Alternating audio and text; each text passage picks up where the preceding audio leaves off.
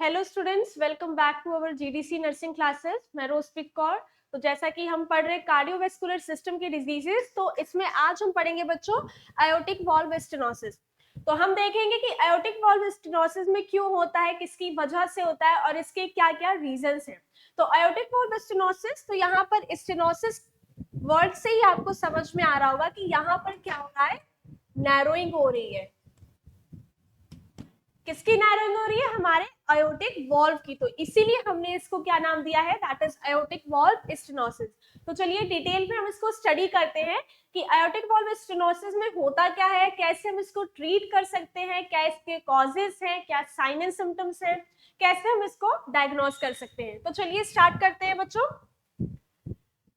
So first of all, introduction of the aortic valve stenosis.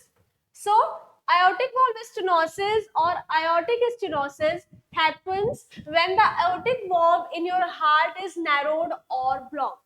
तो बोल रहे हैं कि aortic valve stenosis कब अकर होता है कि जब आपका जो aortic valve है वो कैसा हो रहा है, वो नैरो हो रहा है, नैरो हो रहा है प्लस क्या हो गया कि ब्लॉक्ड हो गया। स्टेनोसिस का मतलब यही हो गया कि नैरो हो जाना, स्पेस जो है वो इनफ नहीं मिल रहा है, तो वहां पर जो आपका वॉल्व है वो कैसा हो गया, नैरो हो गया। This interferes with the normal blood flow out of your blood. अब जब हमारा आयोटिक वॉल्व जो है वो ब्लॉक हो गया एज वेल एज वो नैरो हो गया, तो जो ब्लड फ्लो है वो ऑटोमेटिकली क्या होगा, यहाँ पर इंटरफेयर करेगा, प्रॉपरली ब्लड जो है वो फ्लो नहीं होगा। It makes your heart work harder, causing heart damage, major health problems and even death.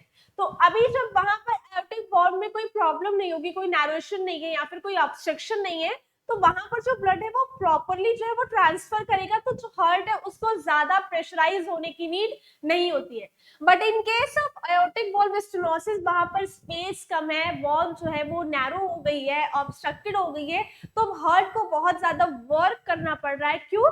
Blood को पूरी बॉडी में ट्रांसफर करने के लिए। अब ज्यादा प्रेशर की वजह से, ज्यादा हार्ड वर्क की वजह से यहाँ पर क्या हो रहा है कि हार्ट डैमेज हो सकता है, मेजर हार्ट प्रॉब्लम्स हो सकती है, as well as even death भी हो सकती है हार्ट की। तो यहाँ पर this is the introduction of the aortic valve stenosis। Stenosis से ही आपको समझना है कि स्टेनोसिस का मतलब नैरो और ब्लॉकेज है।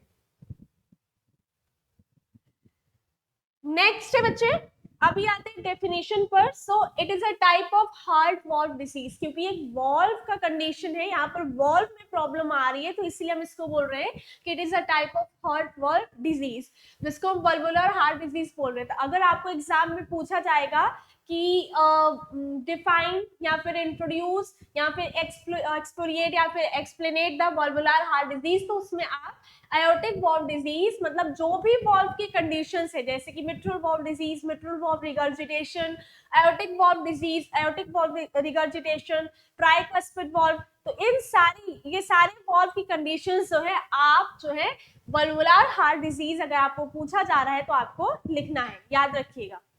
नेक्स्ट है the valve between the lower left heart chamber. अभी बोल रहे हैं कि जो वॉल्व जो कि आपके लोअर लेफ्ट हार्ट चैम्बर, मतलब कि आपको जो लेफ्ट हार्ट चैम्बर है उसके नीचे की तरफ, and the bodies main artery, और जो आपकी बॉडी का मेन आर्टरी है जिसको हम आयोटा बोलते हैं, ये तभी मतलब जो आपका हार्ट का जो चैम्बर है जो कि नीचे की साइड है, between the lower left head chamber और किसके बीच में है, आयोटा के बीच में है, वो क्या होता है, नैरो हो जाता है, does not open fully. Narrow होने की वजह से वो प्रॉपरली ओपन नहीं हो पा रहा है।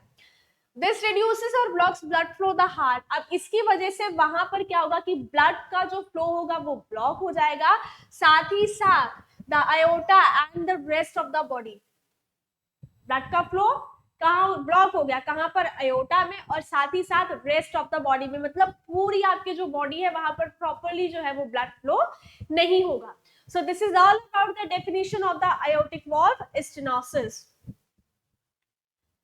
नेक्स्ट आते हैं बच्चे, यहाँ पर अब हम देखते हैं कॉजेस, किसकी वजह से ऐसा हो रहा है, क्या क्या मेन कॉजेस है आयोटिक वॉल्व स्टेनोसिस के।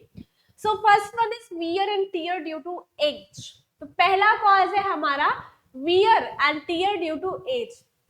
सो ओवर टाइम, ज्यादा टाइम की वजह से calcium can build up on your wall, जैसे जैसे आपका एज जो है वो इंक्रीज होगा तो जो कैल्शियम होगा बच्चे वो आपके वॉल्व में जाकर क्या होगा, वहां पर बिल्डअप होने लगेगा, इकट्ठा होने लगेगा, जिसकी वजह से आपका जो ब्लड फ्लो है वो कैसा हो जाएगा, वो लिमिटेड हो जाएगा। This type of stenosis happens most commonly after age 65. इस तरह की अगर कैल्शियम की वजह से कोई स्टेनोसिस हो रहा है तो मेनली अगर आपका एज जो है वो 65 प्लस है या फिर 65 का एज है, तभी जाकर ऐसी कंडीशंस वहां पर अकर होना स्टार्ट हो जाती हैं। So first one is wear and tear due to age. Next है डैमेज फ्रॉम इन्फेक्शंस। अगर आपके हार्ट को किसी भी इन्फेक्शंस की वजह से क्या हो गया है, डैमेज हो गया, तो उस केस में भी आयोटिक वॉल्व स्टेनोसिस होने का चांस है। So, when bacteria from untreated infections reach your bloodstream, they can accumulate it on your heart pulse. तो क्या है कि अगर आपके ब्लड स्ट्रीम में किसी भी टाइप का कोई भी इंफेक्शन है, वो ट्रीट नहीं हो पाया, वो अनट्रीटेड रह गया, अब वो ब्लड स्ट्रीम ट्रैवल करते करते वो आपके हार्ट तक पहुंचेगा और वहां पर जाकर वो कैसे हो जाएगा, एक्यूमुलेट हो जाएगा, मतलब इकट्ठा हो जाएगा। तो किसी भी इंफेक्शन की वजह से भी आपका जो हार्ट है वो डैमेज हो सकता है। नेक्स्ट है अदर इनहेरिटेड और क्रॉनिक कंडीशंस। कोई भी इनहेरिटेड या फिर कोई क्रॉनिक सीवियर कंडीशन की वजह से भी आयोटिक वॉल्व स्टेनोसिस होने का चांस है।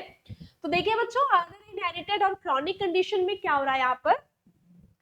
So other rare conditions that can cause aortic valve stenosis are Paget disease of the bone, kidney failure, and familial hypocholesterolemia. Aortic stenosis is also linked to autoimmune or inflammatory diseases like lupus and rheumatoid arthritis. तो बोल रहे हैं यहाँ पर कि aortic valve stenosis जो होता है वो मतलब कुछ रेयर कंडीशंस की वजह से भी होता है। जो सबसे पहले आता है आपका पेजर डिजीज की वजह से, जो कि आपके बोन का डिजीज है, बहुत ही रेयर कंडीशन होती है, तो इसकी वजह से भी aortic valve stenosis होने का चांस है। अगर आपको किडनी फेलियर है तो किडनी फेलियर की वजह से भी यहाँ पर एओर्टिक valve stenosis हो सकता है। यहाँ पर फैमिलियल हाइपर कोलेस्ट्रोलीमिया है, मतलब ब्लड में आपका कोलेस्ट्रॉल का जो लेवल है वो बहुत ज्यादा है, तो इसको हम बोलते हैं हाइपर कोलेस्ट्रोलीमिया। मींस ब्लड में कोलेस्ट्रॉल का लेवल जो है वो बहुत ज्यादा है, तो उसकी वजह से भी एओर्टिक valve stenosis होने का चांस है। Next aortic stenosis is linked in autoimmune और इन्फ्लामेटरी डिजीजेस। तो यहाँ पर बोल रहे हैं कि जो aortic stenosis होता है वो ऑटोइम्यून डिजीज या फिर इन्फ्लामेटरी डिजीज के साथ भी लिंक होता है, मतलब इसकी वजह से भी ये कंडीशन होने का चांस है, जैसे कि ल्यूपस या फिर र्यूमेटॉइड आर्थराइटिस। बच्चे ल्यूपस और जो हमारा र्यूमेटॉइड आर्थराइटिस है, ये दोनों ही कैसी हैं, ऑटो इम्यून डिजीजेस हैं। तो इनकी वजह से भी आपको यहाँ पर mitral valve aortic valve stenosis होने का चांस है। नेक्स्ट आते हैं रिस्क फैक्टर्स पर। अब रिस्क फैक्टर्स का मतलब क्या होता है कि जो लोग ज्यादा, ऐसे लोग जिनको ज्यादा क्या होता है कि चांसेस होता है आयोटिक वॉल्व स्टेनोसिस का, ऐसे कौन से लोग। तो फर्स्ट है हमारा बच्चों risk factors for aortic valve stenosis include being male. जो मेल्स को आयोटिक वॉल्व स्टेनोसिस होने का चांस ज्यादा होता है comparing to females.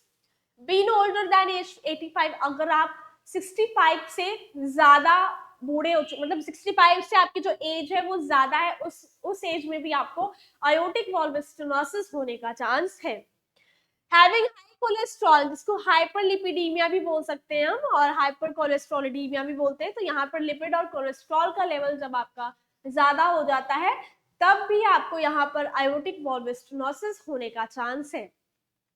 High blood pressure, अगर आपका जो ब्लड प्रेशर है वो बहुत ज्यादा हाई रहता है, हाई ब्लड प्रेशर रहने की वजह से भी आपको आयोटिक वॉल्व स्टेनोसिस जो है वो हो सकता है। या फिर अगर आप टोबैको प्रोडक्ट्स का यूज जो है वो बहुत ज्यादा अमाउंट में कर रहे हैं, उस कंडीशन में भी आपको आयोटिक वॉल्व स्टेनोसिस होने का चांस है।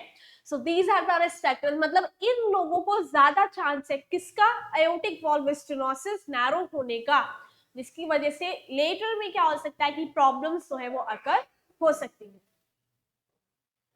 अभी आते हैं बच्चों इसकी पैथोफिजियोलॉजी पर। तो होता क्या है यहाँ पर कि आयोटिक स्टेनोसिस क्यों हो गया, क्योंकि यहाँ पर सबसे पहले क्या हुआ कि प्रोग्रेसिव, मतलब बहुत जल्दी progressive decrease in the area of aortic valve.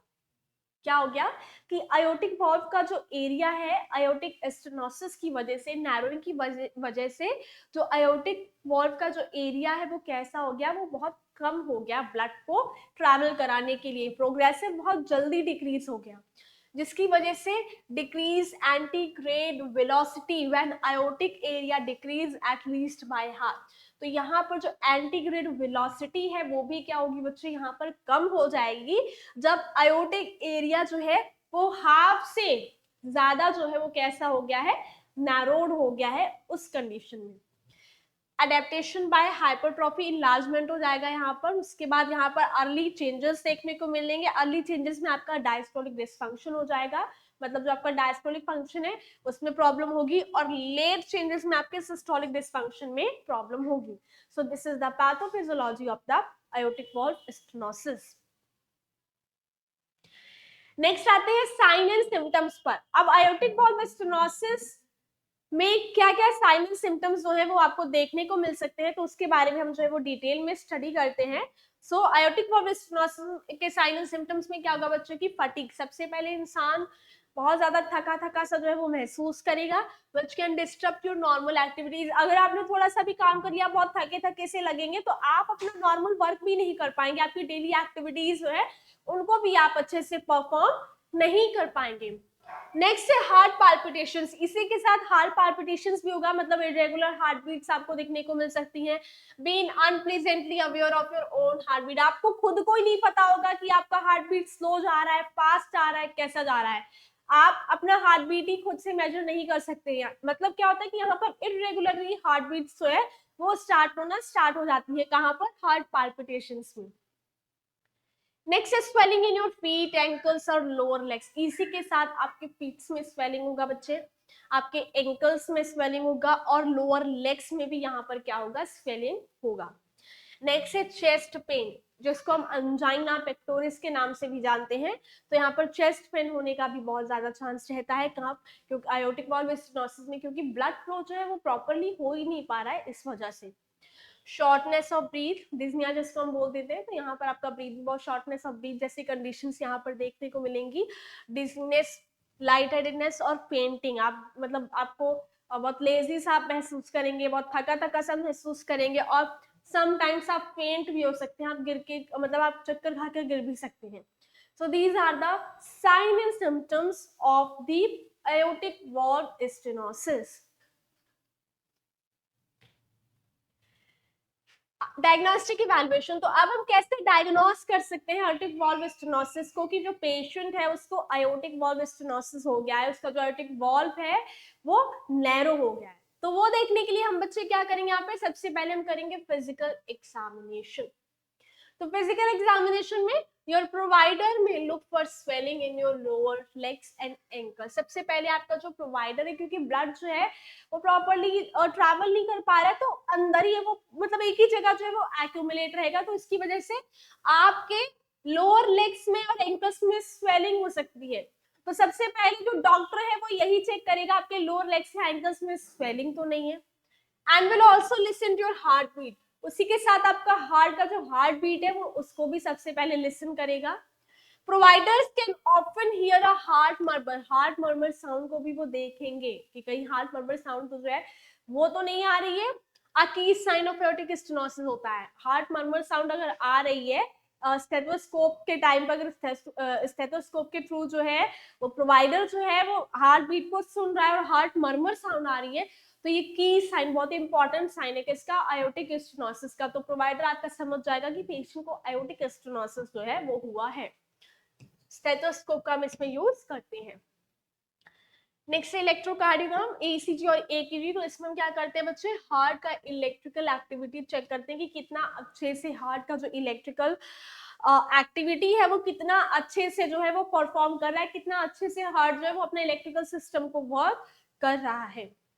Next है चेस्ट एक्सरे करेंगे, एंजियोग्राफी। चेस्ट एक्सरे एंजियोग्राफी में ब्लड वेसल्स को देखते हैं हम, हार्ट के इसमें ब्लड वेसल्स को देखेंगे। Cardiac CT scan, each of these uses x-rays to see inside your body. तो इसमें हम एक्सरेज का, इन तीनों ही में एक्सरेज का यूज करते हैं ताकि आपके हार्ट का और आपके इनसाइड ऑफ द बॉडी का अच्छे से विजुअलाइजेशन प्रेजेंटेशन कर सके, देख सके कि कौन से एरिया में, कौन से लोकेशन में, कौन सी साइड पे कहाँ पर जो है वो नैरोएशन हुआ है, या कौन सी जो प्रॉब्लम है वो अकर हुई है पार्ट ऑफ द बॉडी में।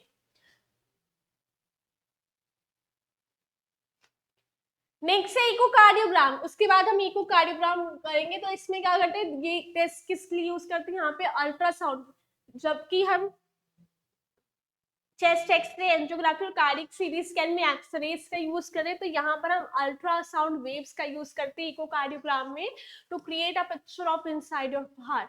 यहाँ पर अल्ट्रासाउंड वेव्स का यूज करके इकोकार्डियोग्राम में हम हार्ट का एक पिक्चर को क्रिएट करेंगे और प्रॉपर उसको विजुअलाइज करेंगे, उसको असेस करेंगे, फिर उसको हम डायग्नोस करेंगे कि कौन से एरिया में प्रॉब्लम जो है वो अकर हुआ है। नेक्स्ट है exercise stress testing. This test measures your heart function while you are active. जब आप फिजिकली एक्टिव हैं, अच्छे से वर्क को परफॉर्म कर रहे हैं, तो ये टेस्ट जो है तब हम करते हैं। This test measures your heart function. ये जो टेस्ट होता है वो आपके हार्ट के फंक्शन को क्या करता है बच्चे, मेजर करता है जब आप एक्टिव होते हैं, तब कि कितना हार्ट जो है वो फंक्शनिंग कर रहा है when you are in active phase. Next है cardiac catheterization. So cardiac catheterization में क्या हम करते हैं, प्रोवाइडर यूजेस अ कैथेटर। यहाँ पर जो प्रोवाइडर है वो कैथेटर का यूज करेगा, threaded through your arteries to see inside your heart. Catheter का यूज करके आर्टरीज के थ्रू वो जो कैथेटर है वो हार्ट तक ले जाएगा और उसके बाद वो चेक करेगा हार्ट के अंदर को कि प्रॉब्लम कहाँ पर अकर हुई है। फिर करेंगे बच्चे हार्ट एमआरआई, जिसको मैग्नेटिक रेजोनेंस इमेजिंग बोलते हैं, using a powerful magnetic field. यहाँ पर पावरफुल मैग्नेटिक फील्ड का यूज करके this provide detail scan of your heart. बहुत ही एडवांस टेक्नोलॉजी है एमआरआई, जो चीजें बाकी टेस्ट में आइडेंटिफाई नहीं कर सकते वो एमआरआई स्कैन में कर सकते हैं। इसमें anatomical as well as physiological structure जो है अंदर का कोई भी बॉडी पार्ट का वो हम अच्छे से विजुअलाइज करेंगे। तो यहाँ पर भी क्या कर रहे हैं कि यहाँ पर पावरफुल मैग्नेटिक फील्ड का यूज करके डिटेल में अच्छे से स्कैन कर रहे हैं हमारे हार्ट को और प्रॉब्लम को अच्छे से डायग्नोज यहाँ पर हम करेंगे थ्रू किसके थ्रू, एमआरआई स्कैन के through. So these are the diagnostic evaluation of the aortic valve stenosis। अभी आते हैं बच्चे मैनेजमेंट और ट्रीटमेंट के ऊपर कि कैसे हम इसको मैनेज कर सकते हैं और कैसे हम इसको ट्रीट कर सकते हैं। So if you have stenosis but no symptom, अगर aortic valve stenosis हुआ है, आपका aortic valve नैरो हुआ है, ब्लॉक हुआ है, लेकिन कोई सिम्टम शो नहीं कर रहा है, so your heart care provider may advise you to simply monitor the issue with follow up visits and test. तो यहाँ पर आपका जो हेल्थ केयर प्रोवाइडर है वो आपको एडवाइस करेगा कि आप सिंपली आइए, फॉलो अप केयर के लिए आइए, हम मॉनिटर करते रहेंगे, आपकी टेस्ट करते रहेंगे, मतलब देखेंगे कि कहाँ पर प्रॉब्लम अकर हुई है। इफ यू डेवलप सिम्टम्स, अगर आपके सिम्टम्स जो है वो डेवलप हो गए हैं, अगर सिम्टम्स अब दिखना स्टार्ट हो गए हैं, your provider can offer you aortic stenosis treatment options including. अगर आपको सिम्टम्स स्टार्ट हो गए तो यहाँ पर जो आपको जो हेल्थ केयर प्रोवाइडर है वो आपको कुछ ऑप्शंस देगा ट्रीटमेंट के लिए, aortic stenosis के ट्रीटमेंट के लिए। तो वो इंक्लूड करता है, सबसे पहले हमारा आता है मेडिकेशन। तो मेडिकेशन के थ्रू हम कैसे जो है aortic valve stenosis को ट्रीट करेंगे। So provider treat milder cases of aortic valve stenosis with medications।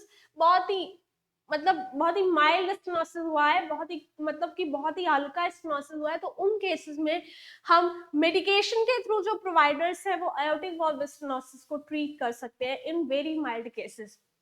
These में इंक्लूड ब्लड थिनर्स, इसमें ब्लड थिनर्स का हम यूज कर सकते हैं, जैसे हेपरिन, वारफरिन का, डायरेटिक्स का हम यूज कर सकते हैं।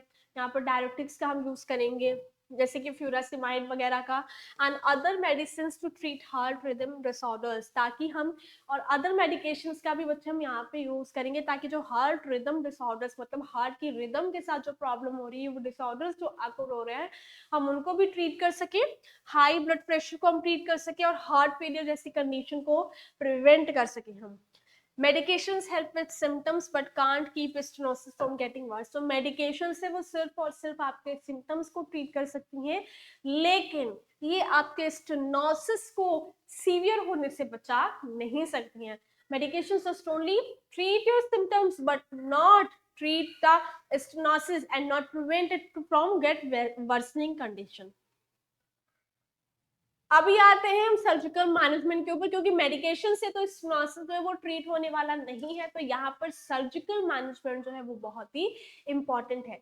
तो सर्जिकल मैनेजमेंट में सबसे पहले हम क्या करेंगे, वॉल्व रिपेयर, क्योंकि यहाँ पर वॉल्व में ही जो है वो क्या सबसे ज्यादा प्रॉब्लम हो रही है। तो वॉल्व रिपेयर के लिए हम क्या करेंगे बच्चों, यहाँ पर दिस इन्वॉल्व्स ईदर सर्जरी और बलून वल्वोप्लास्टी। तो यहाँ पर हम यहाँ सर्जरी करेंगे या फिर बलून का वल्वोप्लास्टी करेंगे, बलून वल्वोप्लास्टी करेंगे। So during aortic valve surgery, तो आयोटिक वॉल्व सर्जरी के टाइम पर a surgeon makes an incision in your chest to directly reach and repair the valve। यहाँ पर जो सर्जन है वो इंसिजन करेगा, कट लगाएगा आपकी बॉड, आपके चेस्ट एरिया पर, ताकि आप डायरेक्टली जो है वो वॉल्व तक पहुंच सके और डायरेक्टली जो सर्जन है वो उसको वॉल्व तक पहुंच के वॉल्व को ट्रीट कर सके। If you have limited damage and little blood leakage, अगर बहुत ही कम डैमेज हुआ है, एक लिमिट में डैमेज हुआ है और लिमिटेड और लिटिल ब्लड लीकेज, बहुत ही थोड़ा सा ब्लड लीकेज हो रहा है, अब प्रोवाइडर में यूज बलून वल्वोप्लास्टी, तो उस कंडीशन में जो प्रोवाइडर है वो बलून वल्वोप्लास्टी का यूज करेगा। This widens your narrowed aortic valve and may improve symptoms until you can have a valve replacement। अब जो बलून वल्वोप्लास्टी है वो क्या करेगा कि आपको जो आयोटिक वॉल्व जो कि नैरो हो गया है, ये उसको थोड़ा वाइडन अप कर देगा, जिससे आपका जो सिम्टम्स है वो थोड़े इंप्रूव हो सकते हैं। और तब तक कब तक ये इंप्रूव रह सकते हैं, जब तक कि आपका जो वॉल्व है उसको हम रिप्लेस नहीं कर सकते हैं। So this is the valve repayment for the aortic valve stenosis. Next बात करते हैं यहाँ पे बच्चे वॉल्व रिप्लेसमेंट की। तो वॉल्व रिप्लेसमेंट में क्या करेंगे तो वो हम देखते हैं। तो valve replacement offers several options for people who can't have a valve repair. तो वॉल्व रिप्लेसमेंट हम ऑफर करते हैं कि मतलब उन ऑप्शंस में आता है कि उन लोगों के लिए आता है कि जिनका वॉल्व रिपेयर जो है वो हो ही नहीं सकता है, मतलब वॉल्व रिपेयर हम कर ही नहीं सकते किसी भी कंडीशन में, हम कितना भी कोशिश कर ले, तब हम आते हैं वॉल्व रिप्लेसमेंट के ऊपर। Aortic valve surgery replaces the valve with a donor valve. तो यहाँ पर आयोटिक वॉल्व सर्जरी में हम क्या करते हैं कि वॉल्व को रिप्लेस करते हैं हम डोनर वॉल्व के साथ, यूजली फ्रॉम अ काउ और पिग। यहाँ पर हम किसका वॉल्व लेते हैं, मेनली काउ यानी गाय का या फिर पिग का, यहाँ पर हम क्या करते हैं वॉल्व का यूज करते हैं। या फिर मैकेनिकल वॉल्व का भी हम यूज कर सकते हैं, या फिर बायोप्रोस्थेटिक वॉल्व का भी हम यहाँ पर यूज करते हैं। तो यहाँ पर अफेक्टिव वॉल्व को हम हेल्दी वॉल्व के साथ रिप्लेस कर देंगे अगर पेशेंट का जो है वो वॉल्व रिपेयरमेंट से जो है वो कंडीशन आयोटिक वॉल्व स्टेनोसिस जो है वो ट्रीट नहीं हो पा रहा है। अनदर ऑप्शन है बच्चों रॉस प्रोसीजर। तो वॉल्व रिप्लेसमेंट के साथ यहाँ पर रॉस प्रोसीजर नाम का एक और भी ऑप्शन है। तो इसमें हम क्या करेंगे, which uses your own pulmonary valve to replace your damage aortic valve. तो यहाँ पर हमारे खुद का अपना पल्मोनरी वॉल्व का यूज करते हैं ताकि हम आयोटिक वॉल्व जो हमारा डैमेज आयोटिक वॉल्व है उसको हम रिप्लेस कर दें। A provider then uses a donor valve to replace your pulmonary valve। तो यहाँ पर प्रोवाइडर क्या करता है कि डोनर वॉल्व का यूज करता है आपके पल्मोनरी वॉल्व को रिप्लेस करने के लिए। फाइनली उसके साथ ट्रांसकैथेटर आयोटिक वॉल्व रिप्लेसमेंट, इसी के साथ ट्रांसकैथेटर आयोटिक वॉल्व रिप्लेसमेंट जिसको TAVR भी बोलते हैं, allow for the replacement of an aortic valve. तो यहाँ पर ये अलाउ करता है किसका, आपके आयोटिक वॉल्व के रिप्लेसमेंट का, विदाउट सर्जरी, बिना सर्जरी के। इसमें बिना सर्जरी के ही आयोटिक वॉल्व रिप्लेसमेंट कर सकते हैं। This procedure involves inserting a catheter-based device into an artery and then threading it to your heart। तो यहाँ पर ये प्रोसीजर में क्या करते हैं कि कैथेटर को इंसर्ट करते हैं, कहाँ पर आपकी आर्टरी में इंसर्ट किया जाएगा और उसको हार्ट तक पहुंचाया जाएगा, और वहां पर आपका क्या करते हैं बच्चे यहाँ पर रिप्लेस कर देते हैं किसको, आयोटिक वॉल्व को, जो कि नैरोड है या फिर जिसमें स्टेनोसिस जो है वो आकर हुई है। अभी आते हैं नर्सिंग मैनेजमेंट पे। अब एज अ नर्स हमारा खुद का क्या काम है आयोटिक वॉल्व स्टेनोसिस के पेशेंट को ट्रीट करने के लिए। What are the responsibilities of ours to treat our aortic valve stenosis patient. तो सबसे पहले क्योंकि यहाँ पर हार्ट में प्रॉब्लम आ रहा है, तो सबसे पहले हम हार्ट रिलेटेड चीजें जो है उनको हम चेक करेंगे। तो सबसे पहले हम continuously monitoring heart rate, blood pressure and respiratory rate for any changes that may indicate hemodynamic instability। तो यहाँ पर हम कंटिन्यूसली सबसे पहले बच्चों मॉनिटर करेंगे किसको, हार्ट रेट को, ब्लड प्रेशर को एंड रेस्पिरेटरी रेट को, और कोई भी अगर हीमोडायनेमिक इनस्टेबिलिटी आ रही है, मतलब आपका ब्लड प्रेशर कम या ज्यादा हो रहा है, कोई हीमोडायनेमिक इनस्टेबिलिटी आ रही है, तो उन चेंजेस को सबसे पहले हमें बच्चे क्या करना है, मॉनिटर करना है। नेक्स्ट क्या करेंगे, auscultate for characteristics murmurs which can help to identify the presence and severity of aortic stenosis. Stethoscope के थ्रू हम हार्ट का साउंड चेक करेंगे, अगर मर्मर साउंड जो है वो हमें ऑस्कल्टेशन के टाइम पर सुन रही है तो इसका मतलब कि पेशेंट को एओर्टिक स्टेनोसिस है, तो इसके थ्रू ऑस्कल्टेशन के थ्रू हम प्रेजेंस की मतलब है कि नहीं है एओर्टिक स्टेनोसिस उसका पता कर सकते हैं, साथ साथ कितना सीवियर कंडीशन में, कितना सिवियरिटी में उसको भी हम चेक कर लेंगे। नेक्स्ट है regularly assess for symptoms like fatigue, dyspnea, shortness of breath जिसको हम बोल देते हैं, एंड एंजाइना, चेस्ट पेन। तो यहाँ पर रेगुलरली हम क्या करेंगे बच्चे, असेस करेंगे सिम्टम्स को। Regularly we have to assess the symptoms like fatigue, dyspnea and angina. Fatigue, dyspnea और अंजाइना जैसे सिम्टम्स को यहाँ पर असेस करेंगे एंड एजुकेट पेशेंट्स, और पेशेंट को एजुकेट करेंगे on recognizing expressions that require immediate medical attention. Patient को एजुकेट करेंगे, मतलब कौन सा कंडीशन है उनको, या फिर कितना मेडिकल अटेंशन आपको पास दीजिए, कितना अच्छे से आपको इसको ट्रीट कराना है, क्या क्या सर्जिकल इंटरवेंशन से अच्छे से प्रॉपर तरीके से जो है हम वो पेशेंट को यहाँ पर बताएंगे। नेक्स्ट आते हैं बच्चे, उसके बाद हम यहाँ पर देखेंगे मॉनिटर फ्लूइड इनटेक। उसके बाद फ्लूइड इनटेक और आउटपुट, मतलब कितना फ्लूइड इनटेक कर रहा है और वो कितना आउटपुट दे रहा है हमें, जो पेशेंट है उसको हमें मॉनिटर करना है। And assess for science of fluid overload, उसी के साथ कितना फ्लूइड ओवरलोड तो नहीं हो रहा है उसके साइंस को भी हमें असेस करना है। पेरिफेरल एडिमा, मतलब कहीं पेरिफ्रीज में कहीं एडिमा तो नहीं हो गया, आपके लेग्स वगैरह में कहीं कोई एडिमा तो नहीं है, तो इससे हम पता कर सकते हैं अगर एडिमा दिख रहा है तो मींस पेशेंट की बॉडी के अंदर जो फ्लूइड है वो ओवरलोड हो गया है। एंड जुगुलार वीनस डिस्टेंशन, और जो साथ ही साथ अगर हमें जुगुलार वीनस डिस्टेंशन हो रहा है तो मींस कि यहाँ पर फ्लूइड जो है वो बहुत ज्यादा ओवरलोड हो गया है पेशेंट की बॉडी में due to aortic valve stenosis। Next, educate patient about aortic stenosis, its causes, progression and treatment options। इसी के साथ हम पेशेंट को aortic valve stenosis के बारे में उनको एजुकेशन प्रोवाइड करेंगे कि किसके कारण क्या है, क्यों आपको ये हुआ है या क्यों इसकी वजह से होता है, कितना जल्दी ये प्रोग्रेस कर रहा है, कितना जल्दी आपके अंदर ये जो है वो वर्स्ट हो रहा है, और साथ ही साथ इसके ट्रीटमेंट ऑप्शंस क्या है, कैसे आप जो है इसको अच्छे से ट्रीट कर सकते हैं। Next है encourage patient to adopt healthy lifestyle habits like diet changes and regular exercise and smoking cessation। Session का मतलब है बच्चे यहाँ पर स्टॉपेज, स्टॉप हो जाना।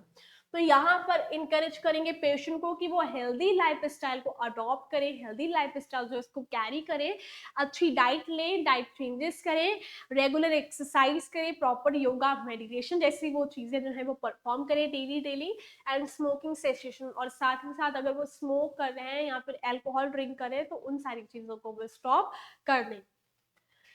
नेक्स्ट है provide comprehensive cure for patients undergoing surgical और इंटरवेंशनल प्रोसीजर। इसी के साथ हम क्या करेंगे, कॉम्प्रिहेंसिव बेटर केयर जो है वो पेशेंट को प्रोवाइड करेंगे। जो लोग सर्जिकल इंटरवेंशनल प्रोसीजर्स के लिए जा रहे हैं, सर्जरी के लिए जा रहे हैं, इंक्लूडिंग वॉल्व रिप्लेसमेंट और बलून वल्वोप्लास्टी, जिसमें हमारा क्या क्या आता है बच्चे, वॉल्व रिप्लेसमेंट, वॉल्व रिपेयर या फिर बलून वल्वोप्लास्टी। तो यहाँ पर हमें अच्छे से केयर जो है वो प्रोवाइड करनी है जो लोग, जो पेशेंट्स जो हैं वो सर्जरी के लिए जा रहे हैं। नेक्स्ट आता है बच्चों educate patient on the importance of regular follow up appointments with their cardiologist. अब हम पेशेंट को एजुकेट करेंगे कि आपको रेगुलर फॉलो अप के लिए आना है, अपॉइंटमेंट्स लेनी है, अपने कार्डियोलॉजिस्ट से आपको मिलना है। अगर आपको जो है aortic valve stenosis है, आपकी सर्जरी हुई है या सर्जरी नहीं हुई है, फिर भी आपको रेगुलर फॉलो अप्स के लिए वहां पर जो है वो आना ही है, अपने कार्डियोलॉजिस्ट से आपको सलाह मशवरा करना है।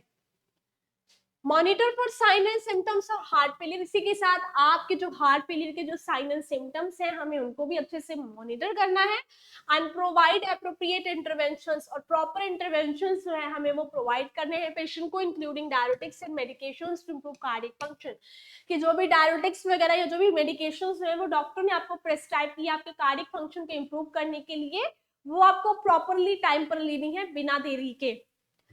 Carefully monitor patients for signs of surgical site infections and provide appropriate interventions including antibiotics।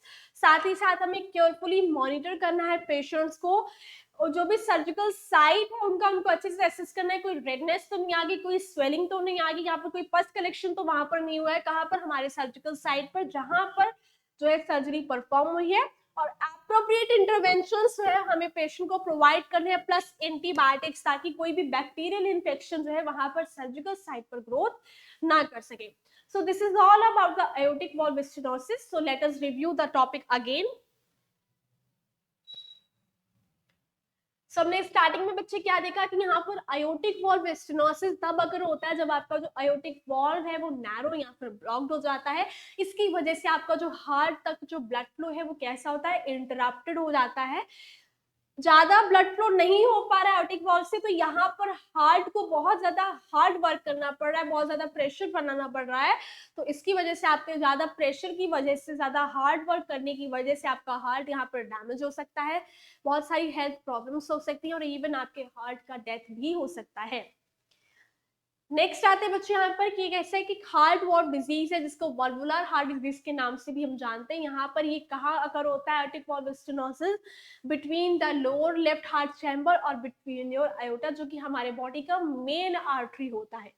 इसकी वजह से आपका जो ब्लड फ्लो है वो ब्लॉक कैसा हो जाता है, ब्लॉक हो जाता है, रेस्ट ऑफ द बॉडी में जो ब्लड है वो पूरी तरीके से ट्रांसफर या ट्रांसपोर्ट नहीं हो पाता है। कॉजेस क्या है, wear and tear due to age, अगर आपका ज्यादा एज है तो भी ऐसा होगा, या फिर अगर आपकी ब्लड स्ट्रीम में किसी भी टाइप का इन्फेक्शन था वो अनट्रीटेड रह गया, अब वो ब्लड के थ्रू ट्रैवल हो के आपके हार्ट तक जाएगा, हार्ट में जाके एक्यूमुलेट हो जाएगा, तब भी आपको आयोटिक वॉल्व स्टेनोसिस हो सकता है, या फिर किसी भी तरह का इनहेरिटेड या फिर क्रॉनिक सीवियर कंडीशंस हैं तब भी आपको आयोटिक वॉल्व स्टेनोसिस हो सकता है।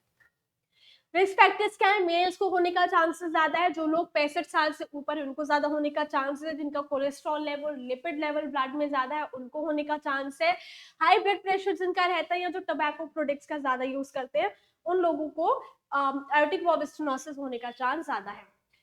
पैथोफिजियोलॉजी में क्या है, आर्टिकल स्टेनोसिस की वजह से यहाँ पर जो आर्टिक वॉल्व का एरिया है इसमें प्रोग्रेसिव बहुत जल्दी से डिक्रीजन होगा, जिसकी वजह से एंटीग्रेट वेलोसिटी जो होगी वो डिक्रीज हो जाएगी, और आपका जो कब when aortic area decrease at least by half, जब आपका जो एरोटिक एरिया है वो हाफ से भी ज्यादा ब्लॉक हो जाएगा, किसकी वजह से होता है, हाइपोट्रॉपी की वजह से।